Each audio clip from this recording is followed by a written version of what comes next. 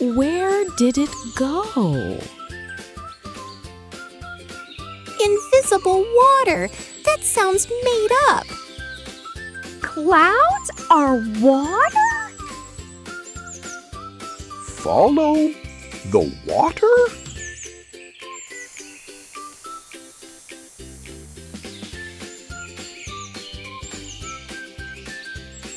The pond was shrinking, not dramatically, not in a splashy, exciting disaster movie way, in Shelly's way, slowly, quietly, day by day. Shelly noticed first, because Shelly noticed everything. She'd been tracking the pond's edge for weeks.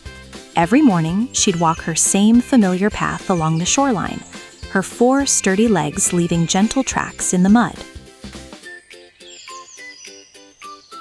And every morning, the water line was a little closer to the center, a little lower, a little smaller. Where did it go? Shelly asked no one in particular. She was sitting on her favorite rock, the flat one near the largest willow root, and watching the morning mist drift across the water's surface.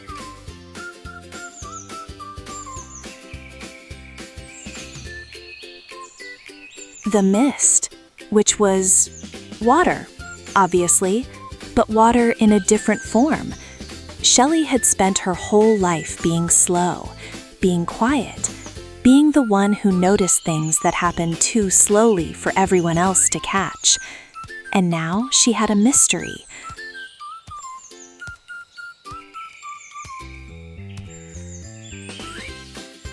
Where did the pond water go each morning? And could I bring it back? Evaporation. Watch the pond on a sunny morning. The water doesn't disappear, it rises. It becomes invisible. It goes up into the sky. Eva, what?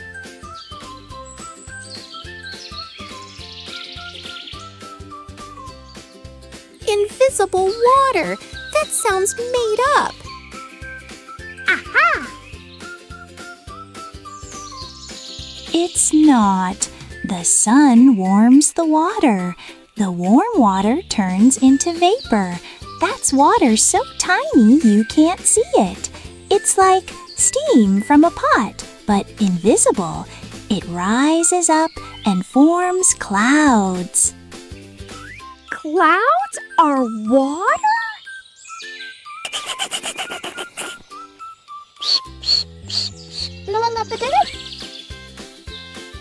Clouds are water. Tiny, tiny drops of water floating in the sky. Shelly sat very still. She was doing the math in her head. The pond shrinks every day. The sun comes up every day. The sun warms the water. The water becomes invisible vapor and rises. The vapor forms clouds. Clouds are water. So, the water goes up into the sky. And then what? Huh? Then it comes back down as rain, as precipitation.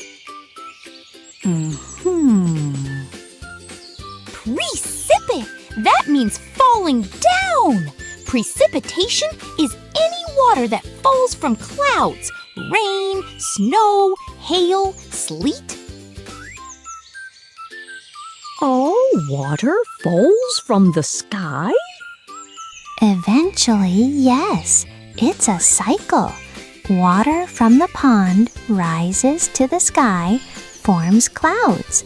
The clouds get heavy. The water falls back down as rain.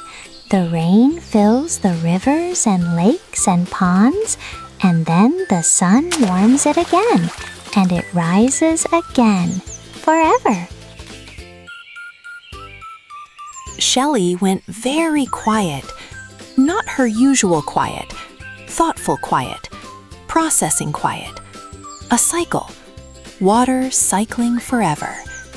She looked at the pond, she looked at the sky, she looked at the clouds, those soft, puffy water sculptures drifting overhead. Oh, I want to follow it. She said finally. aha. Follow the water?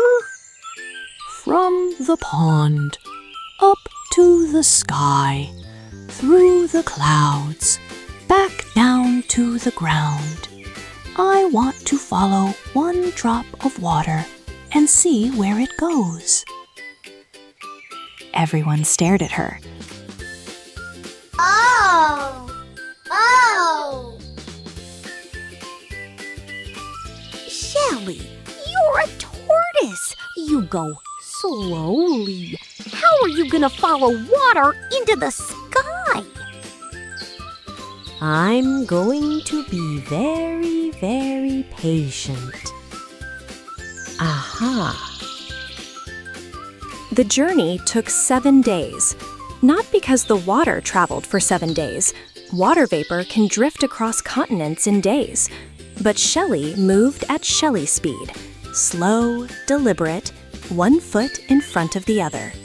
Day 1. Shelly sat at the pond's edge and marked a single water line. She picked up a tiny drop of pond water on her finger and held it up to the sun. You're next. You're going up.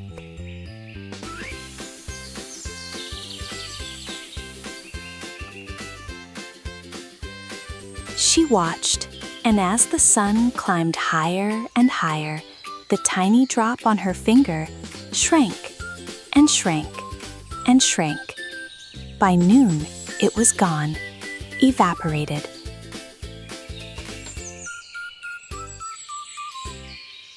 Thank you for showing me. Shelly said to the empty space where the drop used to be. Day 2, Shelly climbed a hill near the pond. She sat very still and watched the mist rising from the water in the early morning. There, rising, the invisible water vapor, too small to see, but Shelly could see where it was because it distorted the air slightly, made the distant trees shimmer.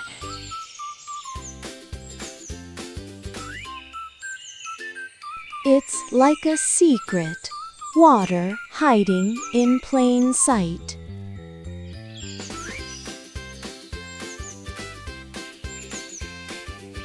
Day 3. Shelly watched the clouds form.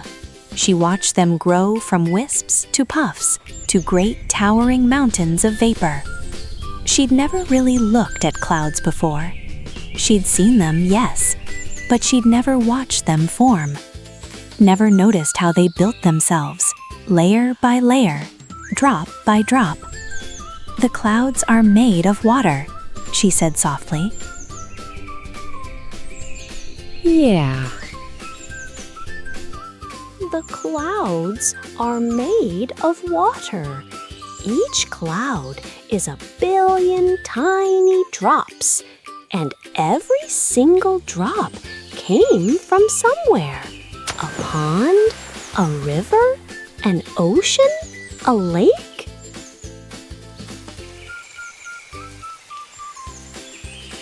Day 4. Rain. Shelly had climbed to the top of the ridge by now. It had taken her all day, but she'd done it. And that night, rain fell.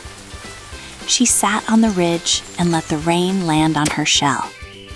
Each drop was a tiny percussion, a little cold kiss.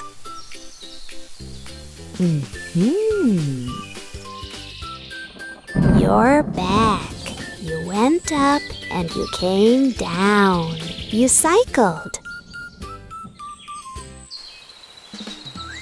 Day 5. Shelly watched the rain flow.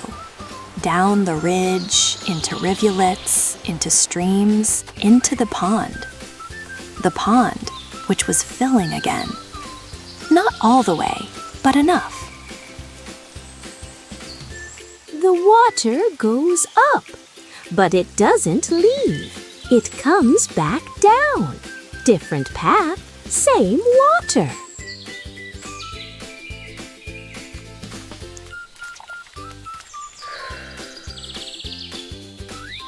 Day 6.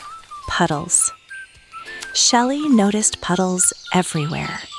In the grass, in the dirt road, in the low places where rain had collected. The sun was setting by the time she reached the largest puddle. She sat beside it and watched the last light play on its surface. In the morning, she knew, this puddle would shrink, evaporate, rise, join the clouds, and the cycle would continue.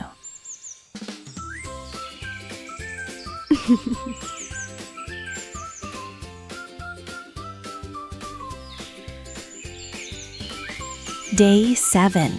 Shelly returned to the pond. She sat on her favorite rock. She touched the water with one careful paw.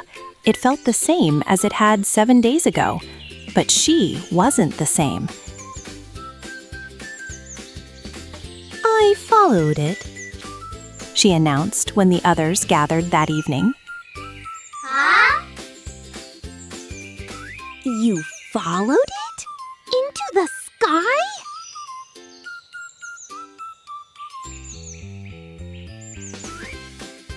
Not into the sky. I followed it in my mind. I watched the whole cycle. Pond to vapor, to cloud, to rain, to puddle, back to pond. It takes a week. Every drop of water in Holo Anima has been on this journey 1,000 times. Forever?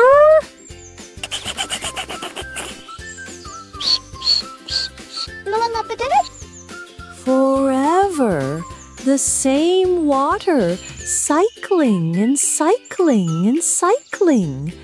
The water in this pond is the same water that filled it 1,000 years ago. It's the same water that dinosaurs drank. It's the same water that's in the clouds right now above us. We don't own water. We borrow it. We use it, and it goes back to the sky, and it comes back down, and someone else uses it. The same water, over and over, for billions of years. So every time I drink water...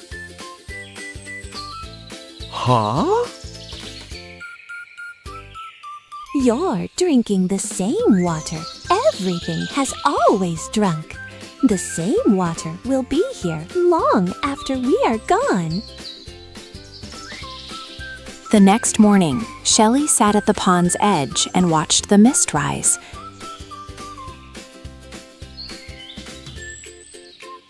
Thank you, She whispered. The mist didn't answer, but Shelly didn't need it to. She already knew where it was going.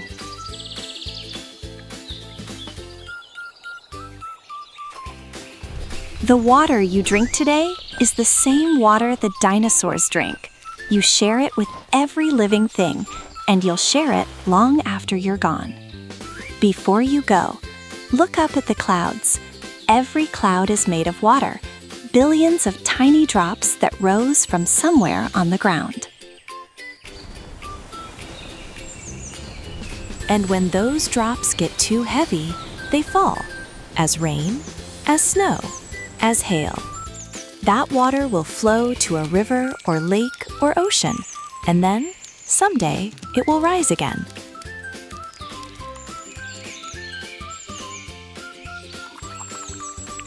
Try this.